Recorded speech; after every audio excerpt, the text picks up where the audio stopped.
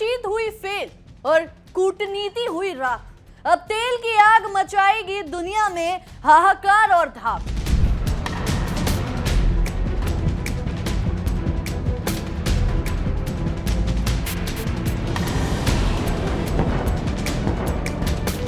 Hormuz पर लगा ताला और पुतिन का कोहराम। अब आसमान छुएगा पेट्रोल और डीजल का दाम।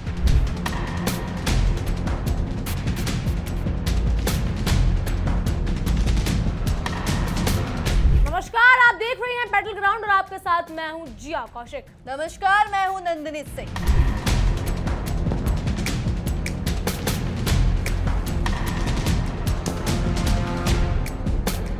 इस वक्त दुनिया जो संकट का सामना कर रही है उसका असली खतरा सिर्फ तेल या युद्ध नहीं बल्कि एक ऐसा वैश्विक संतुलन है जो अब तेजी से टूटता नजर आ रहा है। क्योंकि ये सिर्फ कीमतों का उतार चढ़ाव नहीं, ये उस पूरी व्यवस्था का हिलना है जिस पर आज की दुनिया टिकी हुई है। हम जो सिस्टम में जी रहे हैं वो बेहद नाजुक संतुलन पर खड़ा है। एक ऐसा संतुलन जिसमें ऊर्जा, व्यापार और राजनीति सब एक दूसरे से जुड़े हुए हैं।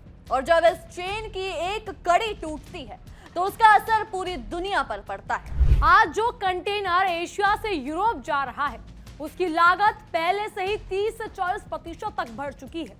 कई शिपिंग कंपनियों ने अपने जहाजों के रूट बदल दिए ताकि वो संघर्ष वाले इलाकों से दूर रह सके। लेकिन इसका मतलब है लंबा रास्ता, ज्यादा ईंधन और ज्यादा खर्च। एयरलाइंस पहले ही ईंधन की कीमतों के दबाव में है। उन्होंने टिकट महंगे करने के संकेत दे दिए हैं। कुछ एयरलाइंस ने अपनी उड़ानों की संख्या घटानी शुरू कर दी है और शिपिंग कंपनियां वॉर रिस्क प्रीमियम जोड़ रही हैं। यानी हर स्तर पर लागत बढ़ रही है और ये लागत आखिर में आपकी जेब से ही निकलेगी। ये एक ऐसा चक्र है जो धीरे धीरे पूरे आर्थिक ढांचे को प्रभावित करता है। बिल्कुल, और इसका असर अब सिर्फ आंकड़ों और रिपोर्ट्स तक सीमित नहीं रहा बल्कि ये जमीनी हकीकत बनता जा रहा है। चीन जैसे दुनिया की फैक्ट्री कहा जाता है, वहां कई इंडस्ट्रियल यूनिट्स को कच्चे माल की अनियमित सप्लाई का सामना करना पड़ रहा है। उत्पादन की लागत बढ़ रही है और कई कंपनियां अपने ऑर्डर समय पर पूरा नहीं कर पा रही। इसका सीधा असर वैश्विक बाजारों पर पड़ रहा है। यूरोप पहले से ही रूस यूक्रेन युद्ध के कारण ऊर्जा संकट झेल रहा था और अब मिडिल ईस्ट के इस नए तनाव ने उसकी मुश्किलों को कई गुना बढ़ा दिया है। गैस और बिजली की कीमतें पहले से ही ऊंचे स्तर पर थी। अब तेल की कीमतें बढ़ने से पूरा औद्योगिक ढांचा दबाव में आ गया है। कई फैक्ट्रियां उत्पादन घटाने को मजबूर हैं और कुछ जगहों पर तो उत्पादन पूरी तरह बंद हो चुका है। अमेरिका की बात करें तो भले ही ये खुद को एनर्जी इंडिपेंडेंट कहता हो, लेकिन ये भी इस वैश्विक झटके से पूरी तरह अछूत नहीं रहा। क्योंकि तेल एक ग्लोबल कमोडिटी है और इसकी कीमतें वैश्विक मांग और आपूर्ति के आधार पर तय होती हैं। और अब जब सप्लाई में बाधा आती है तो उसका असर हर देश पर पड़ता है।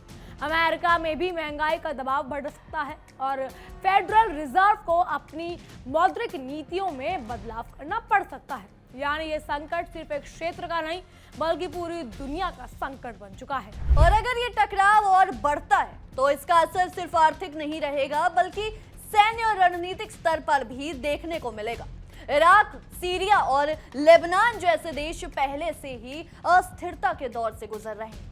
अगर इन इलाकों में कोई नई चिंगारी भड़कती है तो ये संघर्ष कई मोर्चों पर फैल सकता है और जब युद्ध कई मोर्चों पर फैलता है तो उसे नियंत्रित करना बेहद मुश्किल हो जाता है। यही वो स्थिति होती है जब क्षेत्रीय युद्ध धीरे धीरे वैश्विक युद्ध का रूप ले लेता है।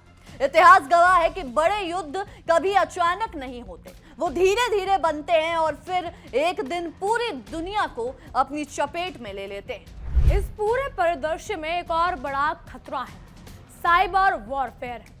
आज के दौर में युद्ध सिर्फ मिसाइल और टैंकों से नहीं लड़ सकता बल्कि डिजिटल सिस्टम को निशाना बनाकर भी लड़े जाते हैं।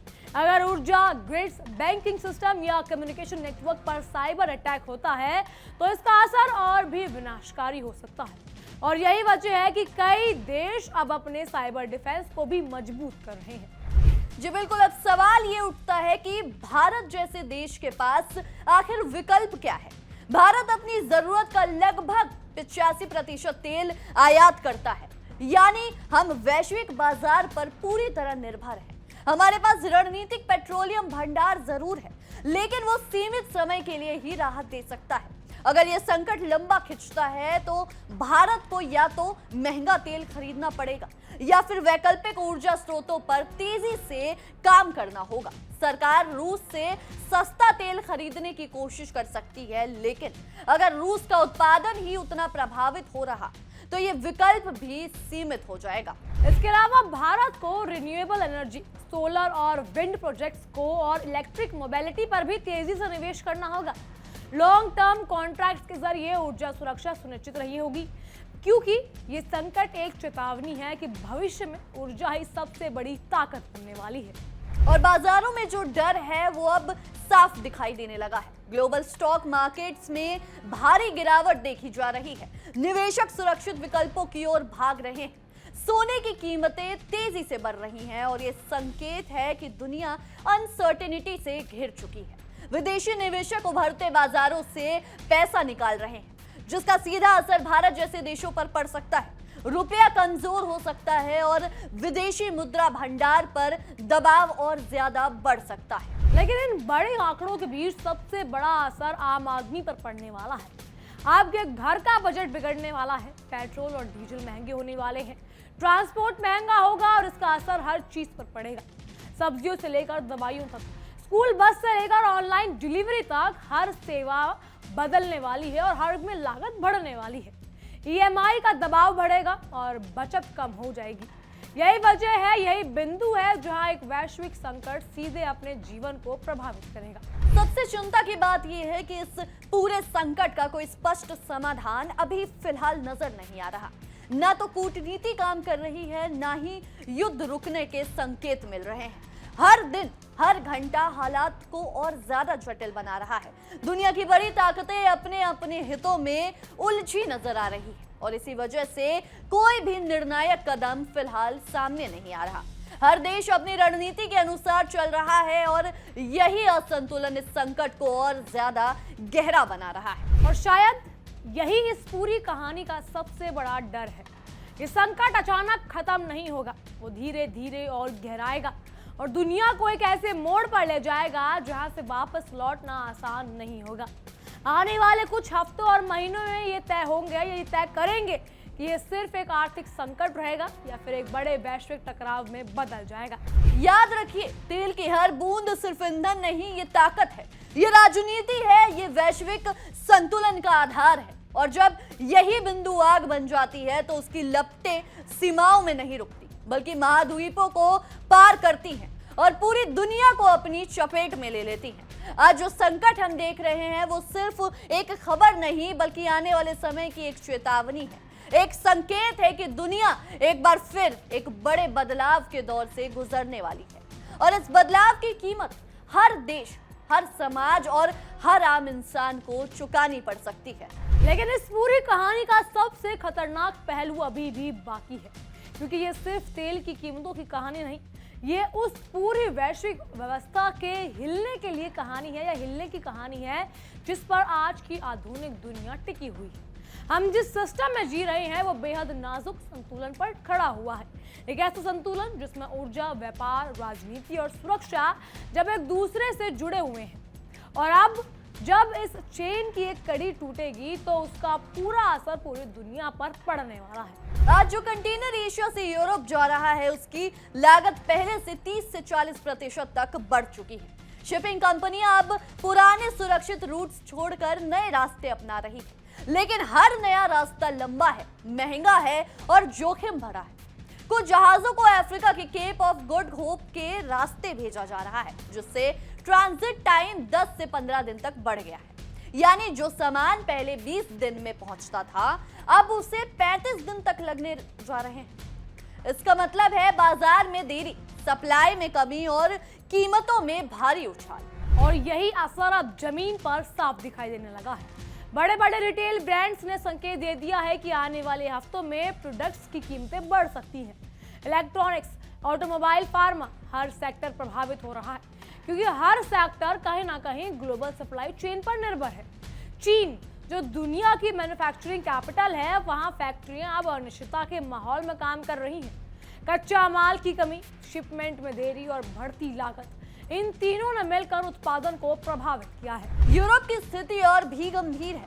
आपको बताएं, वहां पहले से ही ऊर्जा संकट चल रहा था। गैस सप्लाई पर निर्भरता और रूस यूक्रेन युद्ध के असर ने उसकी कमर तोड़ दी है। अब मिडिल ईस्ट के इस नए संकट ने उसकी मुश्किलों को कई गुना बढ़ा दिया है। बिजली की कीमतें आसमान छू रही हैं, कई इंडस्ट्रीज बंद होने की कगार पर है और आम जनता महंगाई से जूझ रही है। अमेरिका भी इस तूफान से बचा नहीं है। भले ही वो खुद को ऊर्जा के मामले में मजबूत बताता हो, लेकिन ग्लोबल मार्केट्स का असर वहां भी दिखाई दे रहा है, क्योंकि तेल की कीमतें वैश्विक होती हैं और जब सप्लाई में कमी आती है तो कीमतें हर जगह बढ़ती हैं।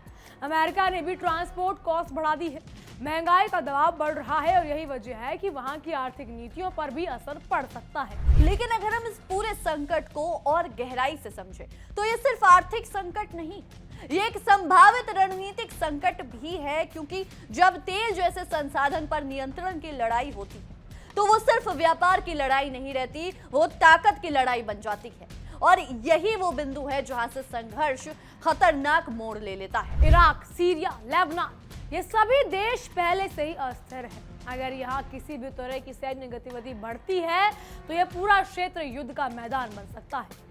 और जब एक क्षेत्र में कई देश एक साथ उलझ जाते हैं तो ये संघर्ष सीमित नहीं रहता, ये फैलता है। और यही वो स्थिति होती है जहां से वैश्विक युद्ध की शुरुआत होती है। और इस बार खतरा सिर्फ पारंपरिक युद्ध का नहीं है, बल्कि साइबर युद्ध का भी है। आज के समय में देशों की असली ताकत उनके डिजिटल इंफ्रास्ट्रक्चर में छिपी है। अगर किसी देश का पावर ग्रिड, बैंकिंग सिस्टम या कम्युनिकेशन नेटवर्क ठप हो जाए तो बिना एक भी गोली चले उसे पंगु बनाया जा सकता है। और यही वजह है कि इस संकट के दौरान साइबर अटैक का खतरा कई गुना ज्यादा बढ़ गया है। अब अगर हम भारत की बात करें तो स्थिति हमारे लिए भी आसान नहीं है। भारत अपनी जरूरत का लगभग 85% तेल आयात करता है, यानी हम पूरी तरह ग्लोबल मार्केट्स पर निर्भर हैं। हमारे पास रणनीतिक पेट्रोलियम भंडार है, जरूरी है, लेकिन ये सिर्फ सीमित समय के लिए राहत दे सकते हैं। अगर ये संकट लंबा चलता है तो हमें महंगा तेल खरीदना ही पड़ेगा। और इसका असर सिर्फ सरकारी खर्च पर नहीं पड़ेगा, बल्कि आम आदमी की जेब पर सीधा वार होगा। पेट्रोल डीजल महंगे होंगे, ट्रांसपोर्ट महंगा होगा और हर चीज की कीमत बढ़ेगी, महंगाई बढ़ेगी और यही महंगाई धीरे धीरे आर्थिक विकास की रफ्तार को धीमा कर देगी। भारत के सामने सबसे बड़ी चुनौती यही है कि वो इस संकट से कैसे निपटे। क्या वो वैकल्पिक ऊर्जा स्रोतों पर तेजी से शिफ्ट करेगा? क्या वो नए देशों के लिए ऊर्जा समझौते करेगा या फिर घरेलू उत्पादन को बढ़ाने की दिशा में कदम उठाएगा? ये फैसले आने वाले समय में बेहद महत्वपूर्ण साबित होंगे। और बाजारों में जो डर है वो अब साफ दिखाई दे रहा है। ग्लोबल स्टॉक मार्केट्स में भारी गिरावट, निवेशकों का सुरक्षित विकल्पों की ओर रुख, सोने की कीमतों में तेजी, ये सब इस बात का संकेत है कि दुनिया अनिश्चितता के दौर में प्रवेश कर चुकी है। विदेशी निवेशक उभरते बाजारों से पैसे निकाल रहे हैं, जिससे मुद्रा पर दबाव बढ़ रहा है। लेकिन इन सब के बीच सबसे बड़ा असर आम इंसान पर पड़ने वाला है। आपके घर का बजट, आपकी बचत, आपका खर्च, सब कुछ प्रभावित होगा। रोजमर्रा की चीजें महंगी होंगी और धीरे धीरे ये संकट आपकी जिंदगी का हिस्सा बन जाएगा। और शायद यही इस कहानी का सबसे बड़ा डर है। ये संकट अचानक खत्म नहीं होगा, ये धीरे धीरे और गहराएगा, हर दिन, हर हफ्ता हालात को और जटिल बनाएगा और दुनिया को एक ऐसे मोड़ पर ले जाएगा जहां से वापस लौटना आसान नहीं होगा। याद रखिए, तेल की हर बूंद सिर्फ ईंधन नहीं, ये शक्ति है, राजनीति है, ये वैश्विक संतुलन का आधार है।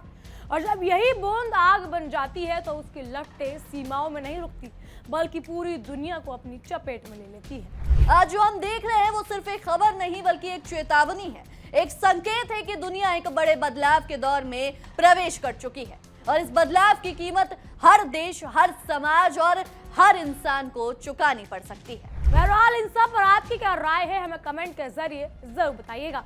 फिलहाल के लिए इतना ही। तमाम खबरों के लिए बन रही इंडिया डेली के साथ और देखते रहिए हमारी खास पेशकश बैटल ग्राउंड। देखिए इंडिया डेली 24/7 अब आपकी स्मार्ट टीवी पर। इंडिया डेली मौजूद है सभी डिजिटल प्लेटफॉर्म पर लाइव और लगातार।